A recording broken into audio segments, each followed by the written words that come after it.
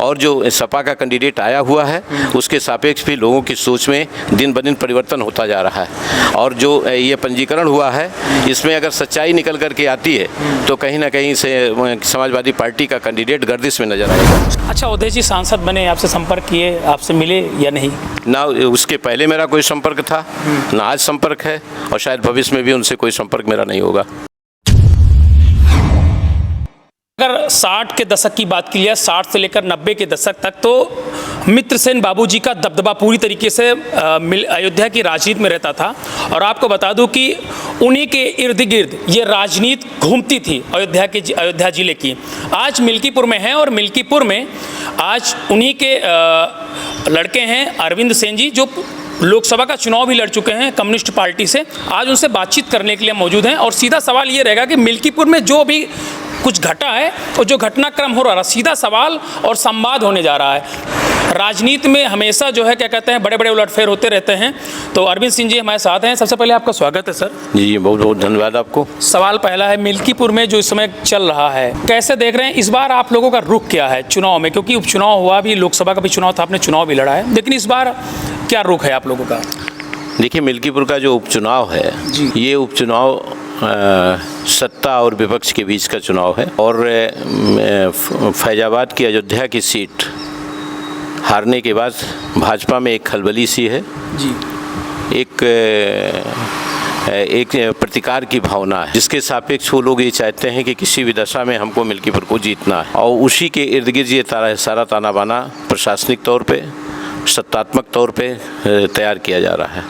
जहाँ तक विपक्ष का और समाजवादी पार्टी का सवाल है, उसमें परिवारवाद को जो बढ़ावा दिया गया है उसके सापेक्ष कहीं न कहीं जनता में उसकी प्रतिक्रिया है।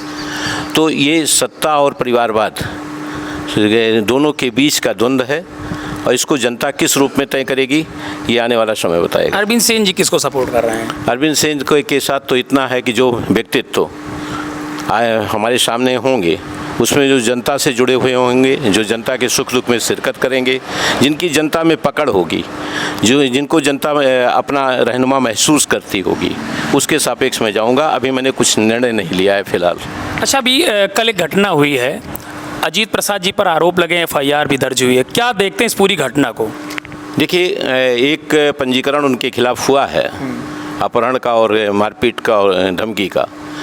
उसमें जो हमने पुलिस का वर्जन सुना है, SP सिटी मधुबन जी का जो मैंने वर्जन सुना है, और उसमें जो साक्ष्य संकलित किए गए हैं वो इलेक्ट्रॉनिक साक्ष्य हैं, डिजिटल साक्ष्य हैं।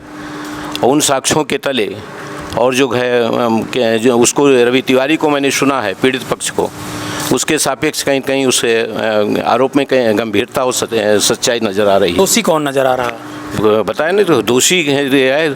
जब उसकी जांच होगी, जब एविडेंसेस कलेक्ट किए जाएंगे पुलिस के द्वारा, विवेचना अधिकारी के द्वारा, तो जो चीज़ें निकल के आएंगी, अभी जो प्रथम दृष्टया दिख रहा है, जो डिजिटल साक्ष्य से संकलित किए गए, जो एक वर्जन पुलिस का SP सिटी का आया है, उसके सापेक्ष कहीं कहीं संलिप्तता अपराध में दिखाई दे रही है। अजीत प्रसाद पर ये जो आरोप लगे हैं, जो ये मुकदमा पंजीकृत हुआ, इसका कितना फ़र्क पड़ने वाला है इस चुनाव पर?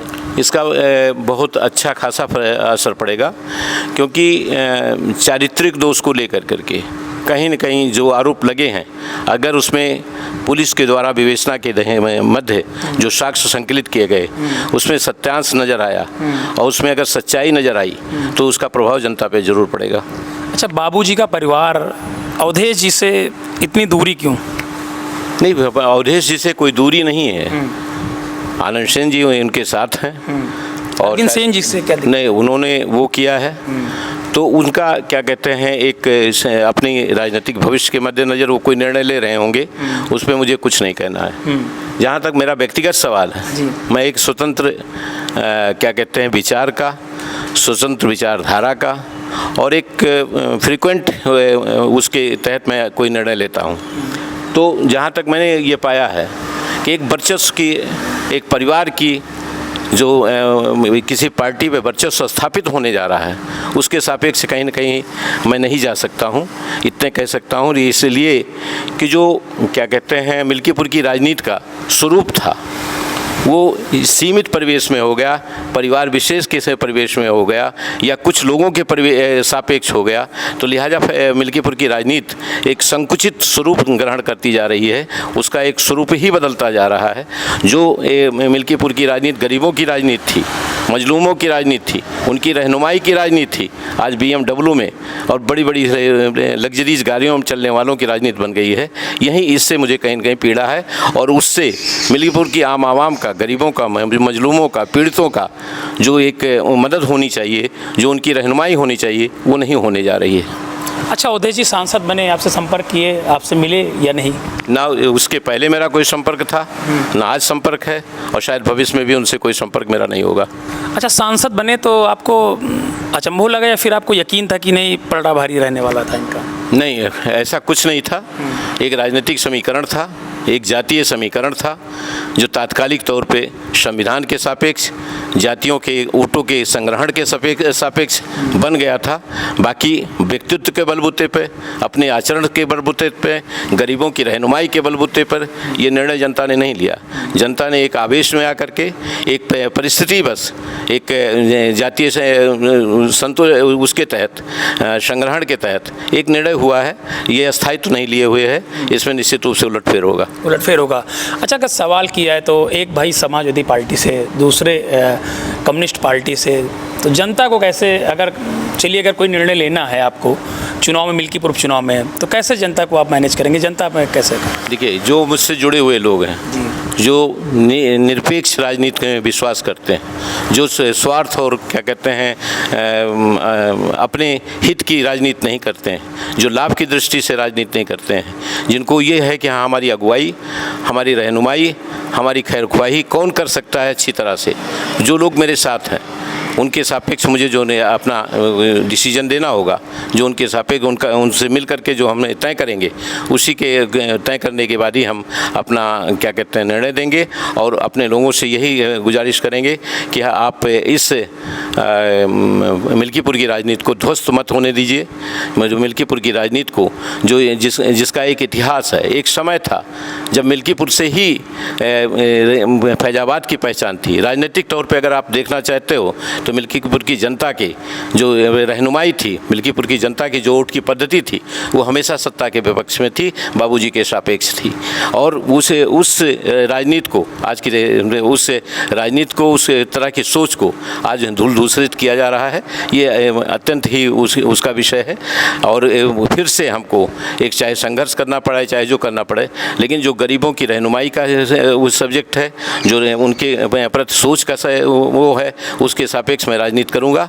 उसमें सफलता के सापेक्ष में कभी नहीं जाऊंगा। मेरा एक से मकसद है कि कहीं ना कहीं जो पीड़ित पक्ष है उसकी मदद की जाए और उसको सहारा दिया जाए, उसकी चोट पे मलहम लगाया जाए।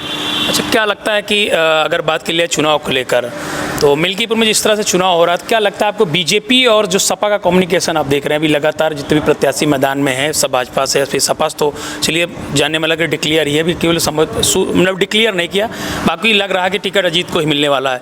बीजेपी के प्लान को क्या देख रहे हैं? बीजेपी का प्लान कैसे आपको, क्या बीजेपी की कुछ नेताओं ने आपसे संपर्क किया या फिर समाजवादी पार्टी के? नहीं, ना तो मेरे समाजवादी पार्टी के किन्होंने संपर्क किया, ना मैं भाजपा के किसी लोग ने हमसे संपर्क किया, और ना मैं इस तरह की किसी उसमें विश्वास करता हूँ कि संपर्क कर करके उस टाइप का कोई गोलमोल राजनीति करी जाए। मेरा जो स्टैंड होगा वो स्पष्ट होगा। अच्छा। और जहाँ तक भाजपा का सवाल है, भाजपा में प्रत्याशियों की एक लाइन लगी हुई है, उसके सापेक्ष हो सकता है डिक्लेरेशन के बाद उनको नुकसान होगा अगर सबको मैनेज नहीं किया जाएगा तो। इसी तरह से जो परिवारवाद के सापेक्ष जो समाजवादी ने निर्णय लिया, पार्टी ने निर्णय लिया, उसका भी नुकसान उनको झेलना पड़ेगा। जो शक्तियां हैं, आर्थिक शक्ति, जो सत्ता की शक्ति है, जो प्रशासनिक शक्ति है, जो जातीय संगठन है, इनके सापेक्ष जो ज़्यादा से ज़्यादा मैनेज कर लेगा, उसी के पक्ष में चुनाव जाएगा। पीडीए का रोल क्या रहने वाला? अखिलेश यादव का जो फार्मूला पीडीए चल रहा है मिल्कीपुर में, मैं बहुत पहले भी बता चुका हूँ। पीडीए का कोई संगठन नहीं था। पीडीए का कोई अस्थायित्व नहीं है, क्योंकि इस बात की कोई गारंटी नहीं है जिस जाति के समीकरण के तहत, जिस जाति के कैंडिडेट के तहत उस जाति के लोगों ने उसको वोट दिया है, और उसी के साथ एक जो फिक्स्ड वोटर हैं, जो एक जैसे मुस्लिम और यादव का वोट है, वो सपा के खेमे में है और उसको जहाँ चाहते हैं जैसे सपा उसको दे दिया जाता है, उठा करके किसी के कूड़े में डाल दिया जाता है। उस टाइप की राजनीति हुई है। मुस्लिम का और यादवों का वोट लेकर के और तीसरी जाति का कोई आदमी आया, उसकी जाति के लोग सब लोग संगठित होकर के वोट दे करके अपने बिरादरी के आदमी को उन लोगों ने एक सांसद के रूप में चुन लिया है। लेकिन उस बिरादरी, जिस बिरादरी का सांसद हुआ है, उस बिरादरी का क्या कैंडिडेट ना होने के बाद उस बिरादरी के लोग उनको वोट देंगे कि नहीं देंगे दूसरी बिरादरी को, इस बात की गारंटी नहीं ली जा सकती। अगर ऐसा नहीं हुआ तो पीडीए चरमराता हुआ, टूटता हुआ नजर आएगा। अच्छा, चलिए लास्ट सवाल है, अगर अवधेश जी को आपकी ज़रूरत पड़ गई, मिलने आ गए, तो फिर क्या करेंगे? नहीं, निश्चित रूप से हमें उनको ना तो सपोर्ट करना है, ना उनके सापेक्ष मेरी कोई सोच है। अगर मिलने आ गए तो? नहीं, मिलने आएंगे ही नहीं। हाँ, ये हमें कॉन्फिडेंस है आप? हाँ, इतना कॉन्फिडेंट हूँ मैं उनको। अगर वो मिलते भी हैं तो उनको कोई फ़ायदा नहीं होना है। चलिए एक लाइन में, बीजेपी या सपा, किसका पलड़ा भारी अभी तक? आज की तारीख में अभी तक स्पष्ट तस्वीर नहीं है आपके मिल्कीपुर की, क्योंकि बीजेपी का कैंडिडेट क्लियर नहीं है, जिसके चलते अभी धुंधलापन है। और जो सपा का कैंडिडेट आया हुआ है, उसके सापेक्ष भी लोगों की सोच में दिन ब दिन परिवर्तन होता जा रहा है। और जो ये पंजीकरण हुआ है, इसमें अगर सच्चाई निकल करके आती है तो कहीं ना कहीं से समाजवादी पार्टी का कैंडिडेट गर्दिश में नजर आएगा। तो इसलिए स्थिति अभी स्पष्ट नहीं है, और जब तस्वीर पूरी तरह से नामांकन के बाद क्लियर होगी तभी कुछ कहा जा सकता है कि निर्णय क्या होगा। चलिए, बहुत धन्यवाद। तो हमारे साथ अरविंद सेन जी थे, इनसे खास बातचीत की। एक अलग इनका जो है ओहदा है और राजनीति में मजबूत पकड़ है। तो कहीं ना कहीं एक बात तो ये तय है कि बीजेपी और समाजवादी पार्टी में जिस तरह से अरविंद सेन जी ने बताया कि यहाँ पर अभी भी किसी पार्टी का पलड़ा भारी नज़र नहीं आ रहा। और जैसे मैंने पूछा कि आप जाएंगे नहीं जाएंगे, तो सीधी सी बात है कि चुप के मिलने से कोई मतलब नहीं है। मतलब सीधी बात है, अरविंद सेन जी ने सीधे कहा कि भाई अगर मिलना है तो हमारी जो जनता है, जो हमारे लोग हैं, उनके सामने आपको मिलना होगा, तब ये कोई निर्णय लेंगे कि आखिरकार चुनाव में किस ओर ये करवट ले सकते हैं। यूपी टीवी के लिए सुनो।